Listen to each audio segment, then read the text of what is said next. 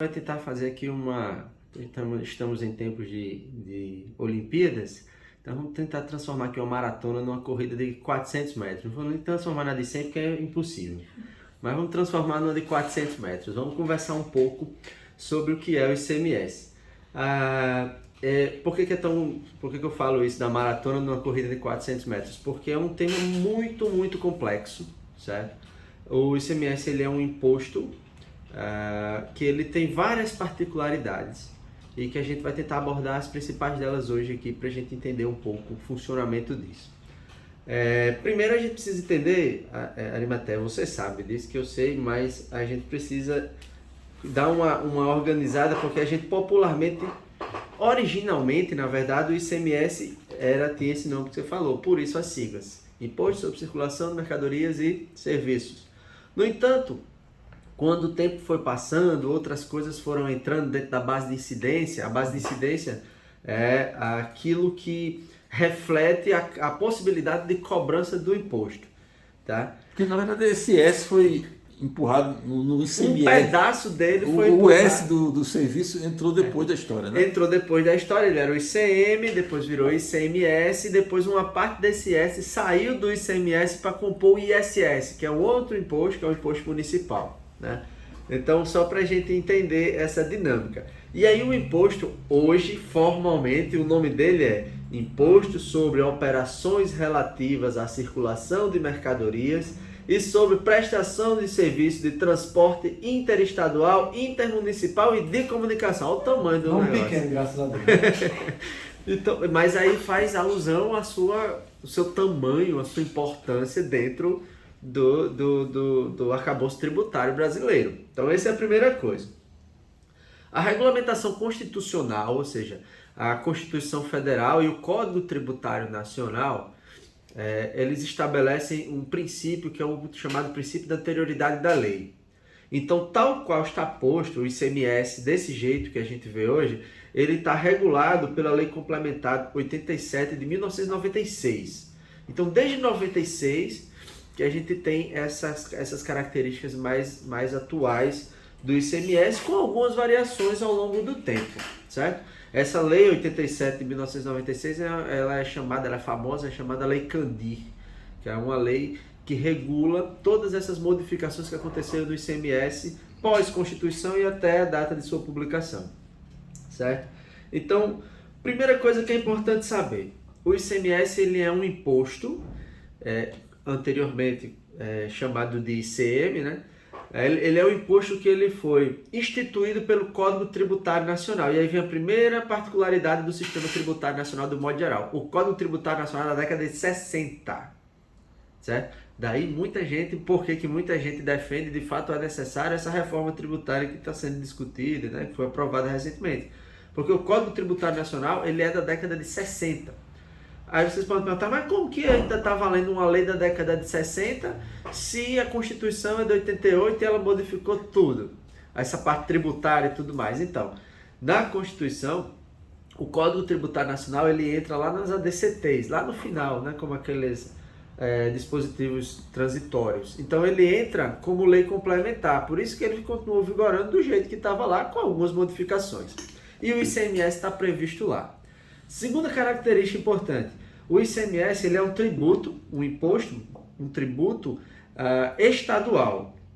Então, de quem é a responsabilidade, de quem é a competência da arrecadação desse tributo? Dos governos estaduais e do governo do Distrito Federal, certo? Então, essa é uma segunda parte muito importante de se entender. Normalmente, a gente quando vai comprar qualquer produto, ou vai ter alguns serviços, nesses casos estabelecidos em lei, mas quando a gente vai comprar produtos, a gente chega no supermercado, no posto de gasolina, qualquer canto, o ICMS ele é cobrado. E por lei federal, o ICMS agora ele tem que vir registrado e identificado qual é a alíquota que está sendo cobrada daquela compra que você está fazendo. E ela tem que aparecer no cupom fiscal. Quando você sai lá e pega o cupomzinho fiscal, toma cuidado de dar uma olhada, você vai entender exatamente quanto que daquele valor que você pagou por um caderno, um livro, um computador, qualquer uma dessas coisas, quanto que daquele valor pago se refere ao tributo, ao imposto do ICMS. Tá? Esse é o segundo, mais um ponto importante. E aí, a gente chega agora para algumas questões bem interessantes. O ICMS ele sempre foi o tributo com maior problema institucional no Brasil. O que isso significa? Que problema institucional é esse? O ICMS ele sempre foi alvo de disputas entre os estados. Porque, vamos lá, vou fazer aqui uma pergunta. Arimatea é o governador do estado, vou tirar da Paraíba para não fazer nenhuma confusão, né? Mas vamos dizer que Arimatea seja governador... Nem estimular. Vamos dizer que Arimatea seja governador do estado do Amazonas, certo? E Anchieta, governador do estado do Piauí, certo? Então o que acontece? Em um determinado momento, Raíssa vai fazer uma compra lá no estado do Amazonas, mas ela mora no Piauí. Então ela compra do Piauí lá no Amazonas. Pergunto, a base de incidência, ou a quem vai recolher esse tributo? O estado do Amazonas ou o estado do Piauí? Essa era a maior confusão que o ICMS tinha. Tem ainda, na verdade. Eu já falo tinha numa estrutura textual, já pensando no que a gente vai falar daqui a pouco sobre a destituição do ICMS, que a gente vai findar a nossa conversa falando disso.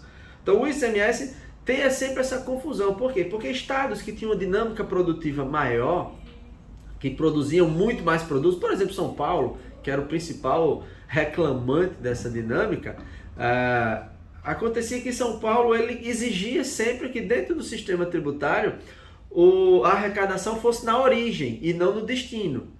Porque veja, se o ICMS passasse a ser cobrado no destino, São Paulo e outros estados com muita dinâmica econômica iriam perder recurso. E eles não queriam perder recurso. Um recurso que, como Arimatea falou, é extremamente volumoso, sendo um dos maiores tributos de fato da América Latina em termos de volume, tá? E proporcionalmente nem tanto, mas em termos de volume sim, certo? E os estados produtores eles terminariam perdendo. Então o que a lei ela estabelece? Ela estabelece que existem alíquotas variáveis dentro das normas da lei. Existem alíquotas variáveis que variam de 7% a 12% entre relações entre estados na origem e no destino. Então tem estado que quando a origem é em São Paulo e o destino é algum estado, vai cobrar 12%. Quando a origem é em São Paulo e o destino é em outro estado, por causa dos arranjos entre esses estados, essa alíquota cai de 12% para 7%, por exemplo. Então, quem é que regula esse percentual? As leis estaduais. São os estados que definem qual alíquota ele vai cobrar, obviamente que dentro da regulação maior, que é os percentuais estabelecidos pela lei federal, né? Pela Constituição e pelo Código Tributário Nacional. Então, cada estado define essa sua relação entre estados de cobrança do ICMS. Quando se olha para dentro do mesmo estado, aí a variação ela está sempre indo entre 17%, normalmente entre 15% e 20%, mas fica o normal, o comum, o padrão é que todos os estados pratiquem o ICMS na faixa de 17%.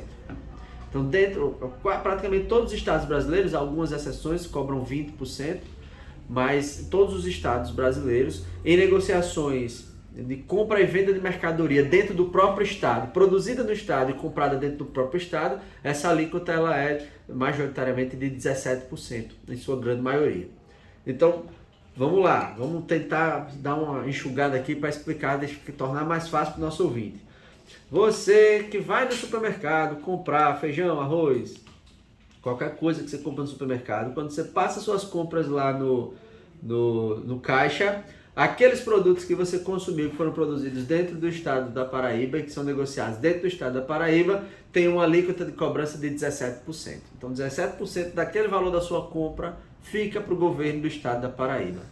Para mostrar um pouco mais da complexidade disso tudo, a própria lei federal estabelece que os estados, a Lei Candir, estabelece que os estados têm a obrigação de transferir aos municípios o volume de 25% de tudo aquilo que é arrecadado do ICMS.